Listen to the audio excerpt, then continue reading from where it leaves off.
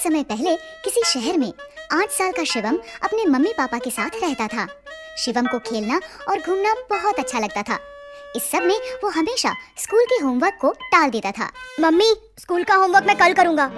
और जिस दिन स्कूल में टीचर होमवर्क चेक करती थी, उस दिन वो कोई ना कोई बहाना लगाकर स्कूल की छुट्टी कर लेता था।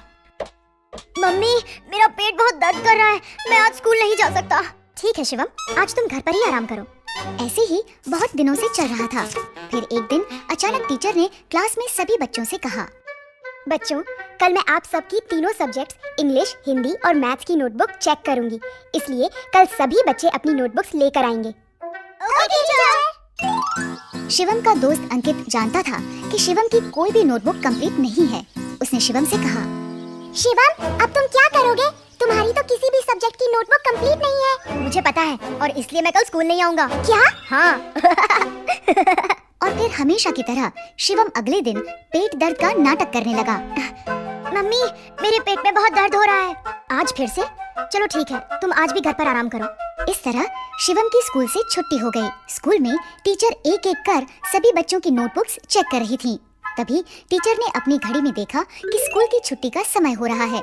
ये देखकर उन्होंने सभी बच्चों से कहा, बच्चों, अभी स्कूल की छुट्टी का समय हो रहा है, इसलिए जो बच्चे रह गए हैं उनकी नोटबुक्स मैं कल चेक करूंगी। उसी शाम जब पार्क में खेलते हुए शिवम अंकित से मिला तो अंकित ने उसे सारी बात बताई। टीचर ने कहा है कि जो बच्चे रह गए हैं उनकी नोटबुक्स वो कल चेक करेंगी।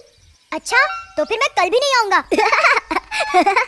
अगले दिन भी बच्चों की नोटबुक्स चेक करते करते स्कूल की छुट्टी का समय हो गया और एक बार फिर टीचर ने बच्चों से कहा, जो बच्चे आज भी रह गए हैं उनकी नोटबुक्स कल चेक होंगी। इस बार भी अंकित ने शिवम को ये बता दिया, आज भी छुट्टी का समय हो गया, इसलिए टीचर ने कहा है कि बाकी बच्चों की नोटबुक्स वो कल चेक करेंगी। अच्छा, मतलब मुझे कल भी छुट्टी करनी पड़ेगी। ऐसे ही 3 दिन और बीत गए। टीचर 3 दिन तक नोटबुक चेक करती रही और शिवम कोई ना कोई बहाना लगाकर स्कूल की छुट्टी करता रहा। छठे दिन जब शिवम ने बहाना लगाने की कोशिश की तो मम्मी ने उसकी बात नहीं मानी और गुस्से में उससे कहा, मैं तुम्हें 6 दिन से देख रही हूँ, तुम तबीयत का बहाना बनाते हो और छुट्टी हो जाने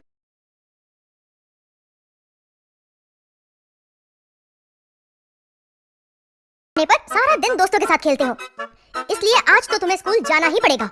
लेकिन मम्मी, मेरा पेट बहुत दर्द कर रहा है। तुम चुपचाप स्कूल जाते हो या मैं तुम्हारे पापा को बुलाऊं? शिवम को अपने पापा से बहुत डर लगता था, इसलिए वो स्कूल जाने के लिए तैयार हो गया। ठीक है मम्मी, मैं स्कूल जाता हूँ।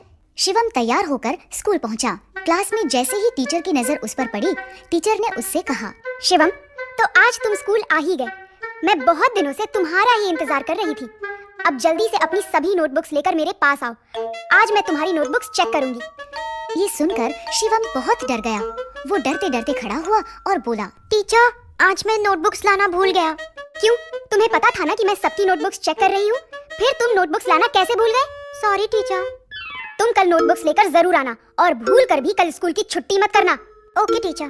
टीचर की डांट सुनकर शिवम समझ गया था कि अब कुछ भी करके उसे अपनी नोटबुक्स कंप्लीट करनी ही पड़ेगी।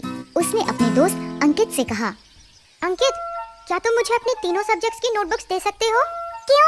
तुम मेरी नोटबुक्स का क्या करोगे? टीचर ने तो तुम्हें तुम्हारी नोटबुक्स लाने के लिए कहा है। मैं जानता हूँ, लेकिन मेरी नोटबुक्स कंप्लीट नहीं है, इसलिए मैं तुम्हारी नोटबुक से देखकर अपनी नोटबुक्स कंप्लीट करूँगा।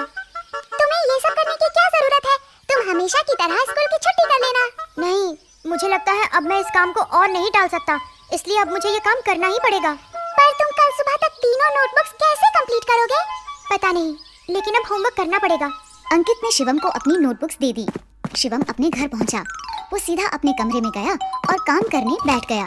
वो सारा दिन और सारी रात लगातार काम करता रहा और सुबह होते होते उसने तीनों नोटबुक्स कंप्लीट कर ली। काम पूरा होने पर उसने चैन की सांस ली। आखिरकार तीनों नोटबुक्स का काम कंप्लीट हो ही गया। अब मैं बिना किसी डर के स्कूल जा सकता हूँ। अगले दिन वो तीनों नोटबुक्स लेकर स्कूल पहुंचा। क्लास शुरू होते ही सबसे पहले टीचर ने शिवम से कहा, शिवम, अपनी नोटबुक्स लेकर मेरे पास आओ। शिवम तीनों नोटबुक्स लेकर टीचर के पास गया। सारी रात ना सोने की वजह से वो बहुत थका हुआ था। उसकी आंखें भी लाल हो गई थी। लीजिए टीचर, मेरी नोटबुक्स। टीचर ने शिवम का थका हुआ चेहरा देखा तो वो समझ गई कि उसने ये नोटबुक्स सारी रात जागकर कंप्लीट की है। उन्होंने शिवम को समझाते हुए कहा, मैं जानती थी कि तुम्हारी नोटबुक्स कंप्लीट नहीं है। इन नोटबुक्स को तुमने सारी रात जागकर कंप्लीट किया है, इसलिए थकान के कारण तुम्हारी आंखें इतनी लाल लग रही हैं। शिवम, इसलिए कहते हैं कि हमें अपना सारा काम साथ साथ करना चाहिए, ताकि बाद में हम सारा काम एक साथ करने की मुसीबत से बच सके। ये बात तुम हमेशा याद रखना कि टालने से कभी भी कोई काम खत्म नहीं होता है, बल्कि और बढ़ जाता है। शिवम टीचर की बात समझ गया। उसने कहा,